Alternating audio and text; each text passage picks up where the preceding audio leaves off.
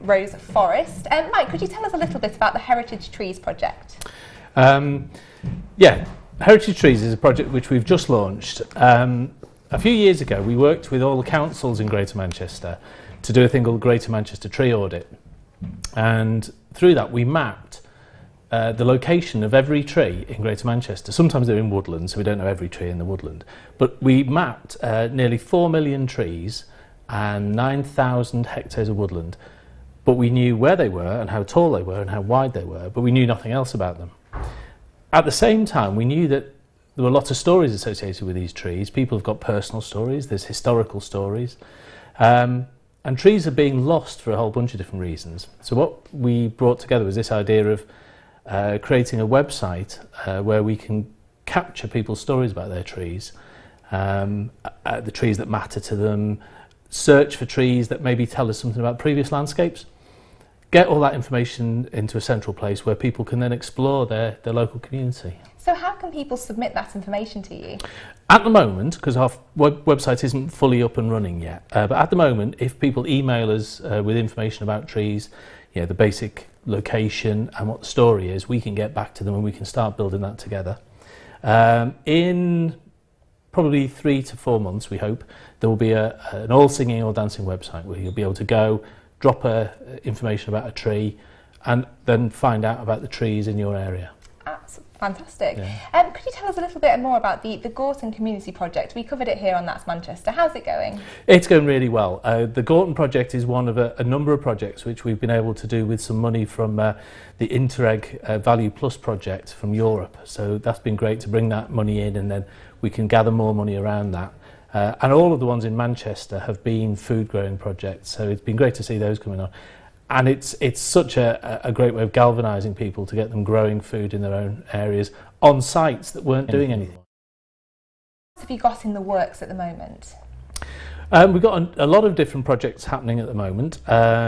Just this morning I was looking at a piece of work which we've been doing with the Environment Agency and Salford Council, looking at improving Worsley Brook along a new cycleway called Port Salford Greenway, which is just being created, which is fantastic, and it links Peel Green and the Bridgewater Canal.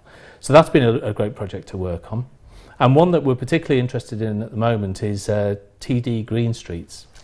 TD is a bank, stands for Toronto Dominion.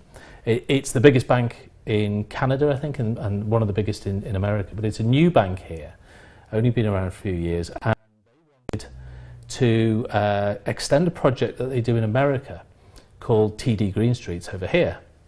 When they started working here, they discovered we already had a project called Green Streets, which has been planting trees on residential streets and in the city centre for nearly 10 years now. And so they wanted to tie up with us and deliver this project.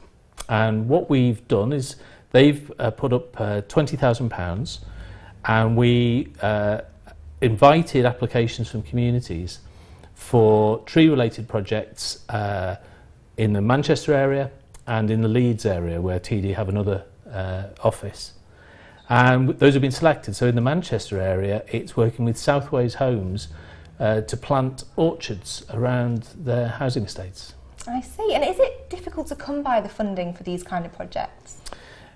It can be. And it's a bit of a case of trying to get money here and there. But usually once you get a core of money, then you can gather more money around that, and then people can start seeing the benefits, and we get spin-offs from that.